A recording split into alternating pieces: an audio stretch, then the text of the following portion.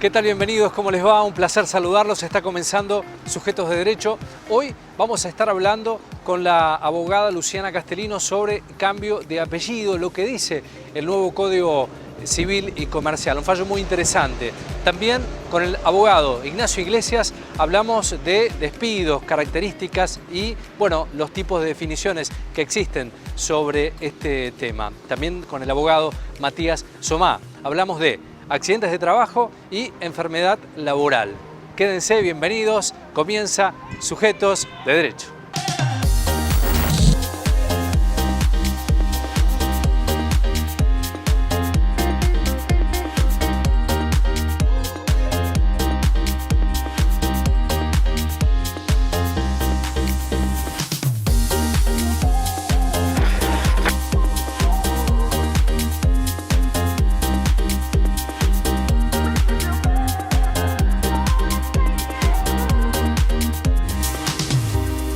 Sobre el artículo 69 del Código Civil y Comercial, que establece el cambio de nombre. El cambio de pronombre o apellido solo procede, solo tiene justa razón, si existen justos motivos a criterio del juez. Se considera justos motivos de acuerdo a las particularidades que presente el caso. Hablamos de este tema con la abogada Luciana Castellino. La escuchamos.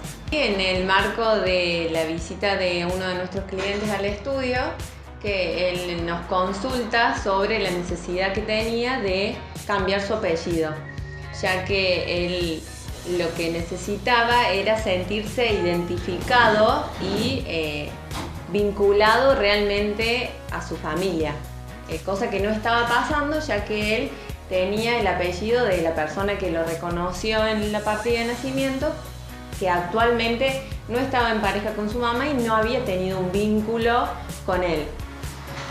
Bueno, a raíz de eso es que nos pusimos a investigar sobre qué decía el código al respecto.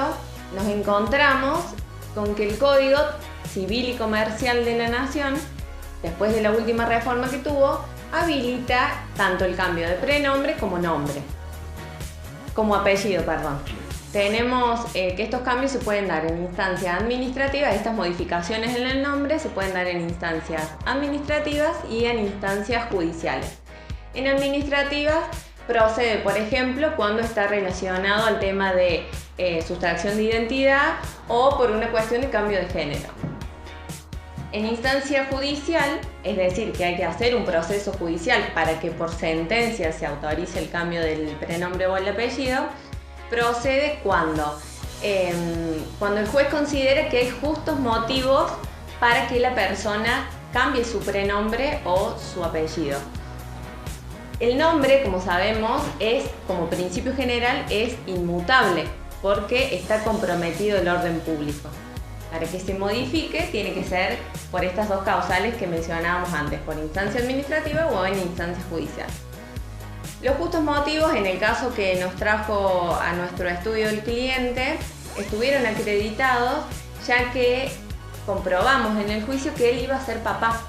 Entonces, a raíz de esa necesidad de querer legarle a su hijo un apellido con el que él se sintiera identificado, es que nació en él la necesidad esta de querer cambiar su apellido para darle a su hijo el apellido de la mamá de nuestro cliente, que él estuvo arraigado desde siempre con su familia materna, entonces no veía lógico transmitirle a su hijo un apellido con el que él no tenía nada que ver.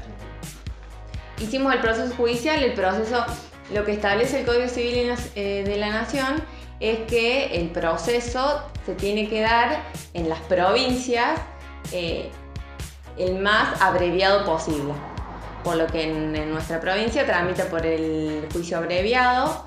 Tiene un procedimiento de publicar edictos, hay que oficiar al registro de la propiedad, al registro del automotor, citamos testigos, notificamos también a la persona que lo había identificado en la partida de nacimiento, el que lo había reconocido.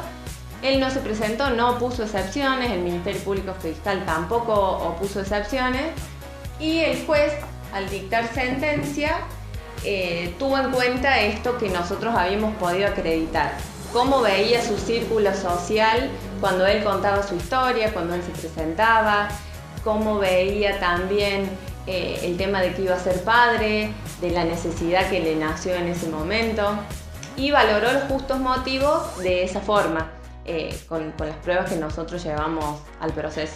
En realidad no hay una definición legal de lo que es justos motivos, sino que es una definición que se ha ido construyendo por la doctrina, por la jurisprudencia. Lo que hay que tener en cuenta es la necesidad que lleva a una persona a querer cambiar tanto su prenombre como su apellido, y eso es lo que valoran los jueces. Y la verdad es que no hay tanta información sobre cómo es el procedimiento. Hay gente que va directamente al registro civil porque la información por ahí uno la recibe y no sabe cómo interpretarla, pero en realidad vos en instancia administrativa, que es ante el registro civil, lo haces por estas dos cuestiones que hablamos antes, que es en caso de violación de sustracción de la identidad o de una cuestión de cambio de género. Ahí es que lo haces directamente sin necesidad de una sentencia judicial. En cambio, recurrís a la justicia cuando, para acreditar los justos motivos para que se cambie tu prenombre o apellido.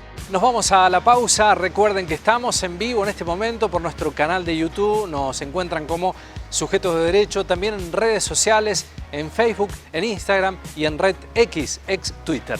Pausa y ya venimos con más.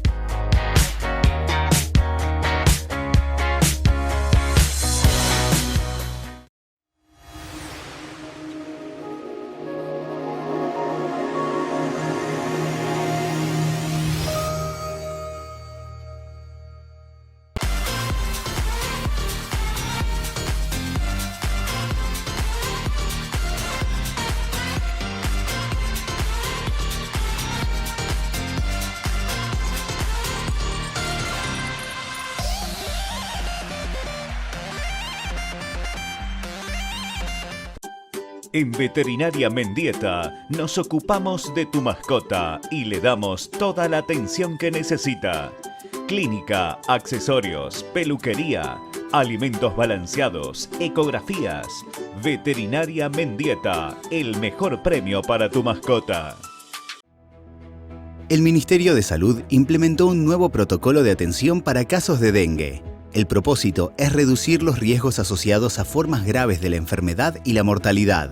El protocolo, que va en línea con lo que dispone el Gobierno Nacional, establece un sistema que prioriza a las personas gestantes, pacientes con comorbilidades o que presenten signos de alarma. Al mismo tiempo, el gobernador Martín Yayora le comunicó a intendentes y directores de hospitales provinciales el desembolso de un fondo especial de 420 millones de pesos para adquirir insumos y sumar más personal en guardias y consultorios. Gobierno de Córdoba.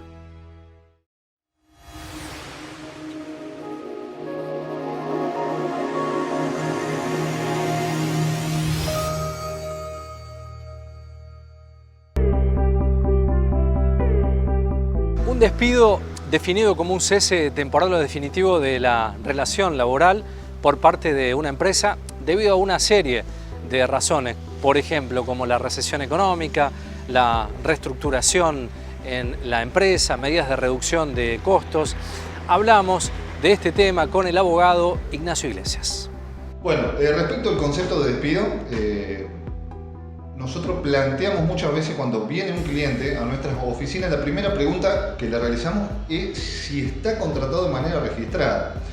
Mucha gente piensa que lo despiden o de manera verbal o que le dicen que no asistan a su lugar de trabajo en el cual esa persona no cuenta con un contrato laboral. Para el derecho, sí o sí se debe configurar una relación registrada para que se realicen estos tipos de despidos. Más allá de que nosotros en nuestro estudio, luego mediante un intercambio telegráfico realizamos lo que se llama un despido indirecto a que el empleador reconozca la relación laboral que no está registrada. Causales del despido pueden ser muchos.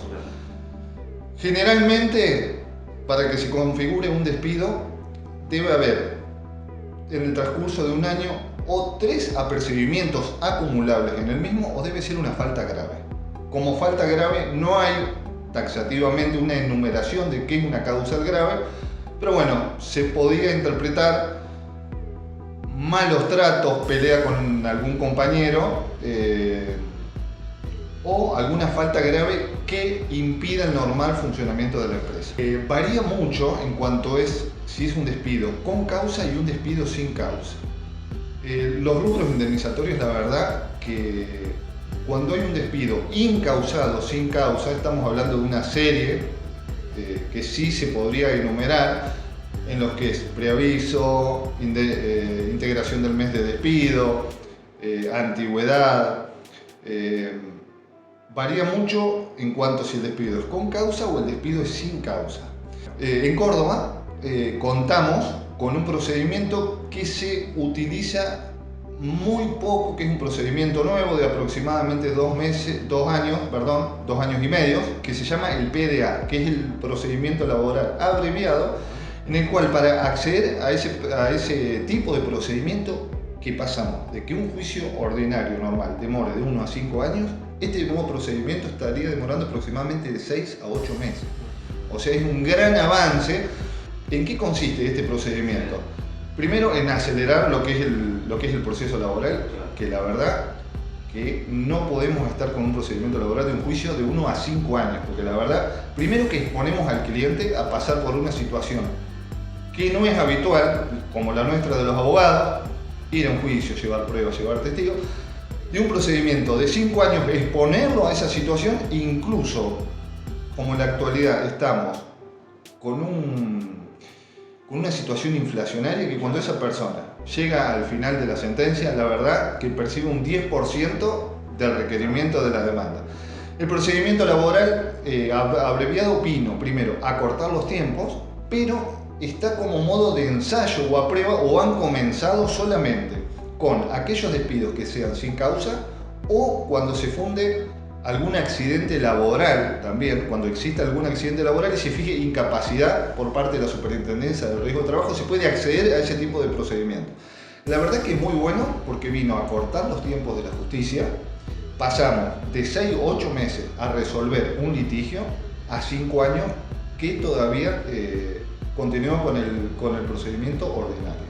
El problema que tenemos es que los intereses judiciales están muy alejados de lo que es la vida cotidiana, de lo que es la inflación. Hay muchísima diferencia. Nosotros generalmente le recomendamos a nuestros clientes, primero para no pasar por un proceso largo que es desgastante para nuestros clientes, nosotros generalmente de 10 juicios que iniciamos, 8 generalmente los arreglamos en conciliación, siempre y cuando haya un número dentro de todo que le sirva a nuestros clientes. Nosotros los asesoramos, pero que siempre hacemos hincapié con nuestros clientes. Nosotros los asesoramos y decimos qué creemos que es lo mejor. Acá siempre lo que hay que tener en cuenta es que el cliente es el que dice que sí o el cliente es el que dice que no. Por eso es una de nuestras recomendaciones, más que nada hoy por la situación del país, llegar a acuerdos rápidos. Incluso nosotros trabajamos mucho con el Ministerio de Trabajo, que es una etapa previa al juicio. La verdad que el Ministerio de Trabajo en Río Cuarto funciona muy bien. Incluso se han adaptado luego de la pandemia, las audiencias son todas virtuales. Es una comodidad. Trabajamos con mucha gente de ciudades cercanas a Río Cuarto, que incluso esa gente no tiene que tener gastos para venir a la ciudad. Se hace por una videollamada mediante WhatsApp. Previamente se intenta llegar a un acuerdo con el empleador y estamos haciendo muchísimos acuerdos en el Ministerio de Trabajo. Lo que es el régimen de la UOCRA, lo que hacen es simplificar algunas cuestiones de lo que es la ley del contrato de trabajo, reemplaza lo que sería el preaviso, lo que sería la antigüedad, por un fondo de cese laboral. A medida que van transcurriendo los meses, el empleador hace una retención del salario del trabajador y lo debe ir depositando mes a mes en un banco, que ese sería una especie del 80% de la indemnización que configuraría al momento de finalizar la relación laboral. La verdad que yo creo que vamos camino a un régimen, no sé si el de la UOCRA o muy parecido, simplifica mucho lo que son los reclamos. Incluso lo que hace ese régimen es quitar las penalidades y las multas de las indemnizaciones, porque existen leyes como por ejemplo la ley 24013, que es la penalidad del doble de lo que equivaldría a la indemnización de lo que es la ley de contrato de trabajo. Mucha gente, habría que discutirlo o no, que trabaja 5 meses, 6 meses, un año, quizás nos dan los números de que estamos hablando de 10, 12 millones de indemnización. Las pymes, sinceramente, que tienen 3, 4, 5 empleados, muchas veces no pueden afrontar esos gastos. Sí, yo creo que venimos de un régimen de la ley de contrato de trabajo que ya de hace muchos años el derecho laboral merece una modernización. Incluso este nuevo régimen, como se plantea en la BOCRA, simplifica muchísimas cosas. Incluso es tan así que simplifica tanto que si el trabajador está informado podría ir calculando cuánto sería el monto indemnizatorio al momento de irse, sin necesitar incluso asesoramiento jurídico. Es tan importante, más allá de que uno puede estar de acuerdo o no con este régimen, yo creo que hemos llegado a una etapa de que hay que discutir. Para el cálculo indemnizatorio, por ejemplo, de este régimen particular, el empleador tiene el deber y la facultad de hacer la retención del primer año de trabajo, el 12% del salario, y depositarlo en un banco. Generalmente lo que se hace es poner en plazo fijo para que luego tenga rendimiento esa indemnización, y a partir del segundo año es el 8%. Uno por ahí, lo bueno que tiene es que el trabajador podría llevar un cálculo propio de cuánto sería el monto indemnizatorio y poder tomar una decisión precisa de si ese dinero le serviría o no al momento. Hay muchas cosas que analizar al momento de una renuncia y un momento de un despido.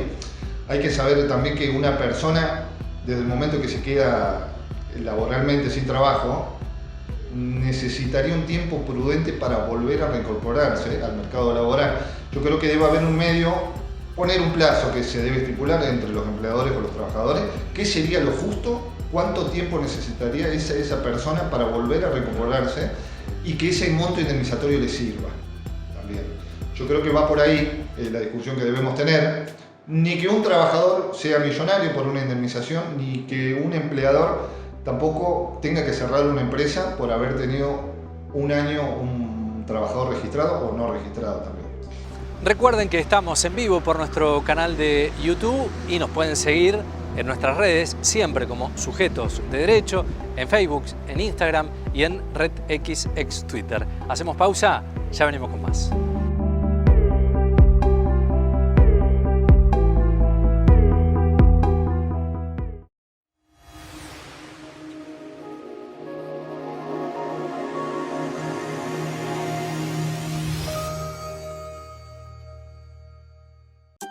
En Veterinaria Mendieta nos ocupamos de tu mascota y le damos toda la atención que necesita. Clínica, accesorios, peluquería, alimentos balanceados, ecografías. Veterinaria Mendieta, el mejor premio para tu mascota.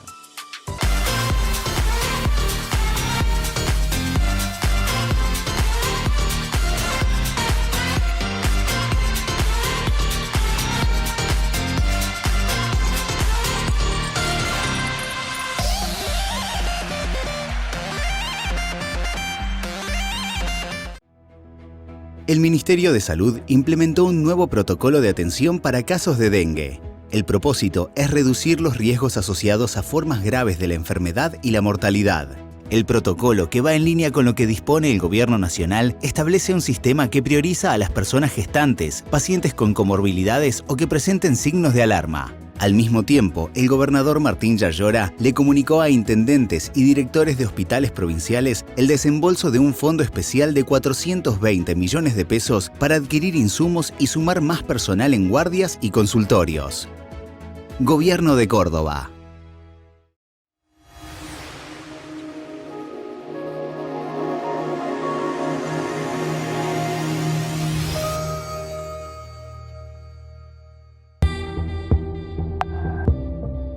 Vamos a dialogar con el abogado Matías Somá sobre accidentes de trabajo y enfermedad laboral. Lo escuchamos. Hoy vamos a continuar con un tema que ya veníamos desarrollando a lo largo de las entregas, que es la parte de enfermedades laborales, accidentes en el trabajo e inclusive accidentes in itinere. En anteriores entregas, de modo a resumen y general para recordar la temática, habíamos hablado de 3 actores fundamentales, que es el trabajador, el empleador y por supuesto la RT, la aseguradora, y habíamos desarrollado brevemente de cada uno cuáles son sus obligaciones y sus derechos. Habíamos avanzado en el tema y habíamos llegado hasta un punto que era el alta médica del trabajador para que se recomponga de sus tareas.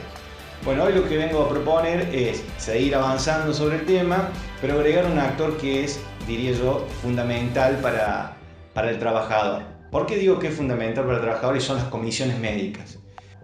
Vamos a incorporar un nuevo actor que es imprescindible para el trabajador, que es la comisión médica. ¿Por qué digo que es un actor muy importante la comisión médica?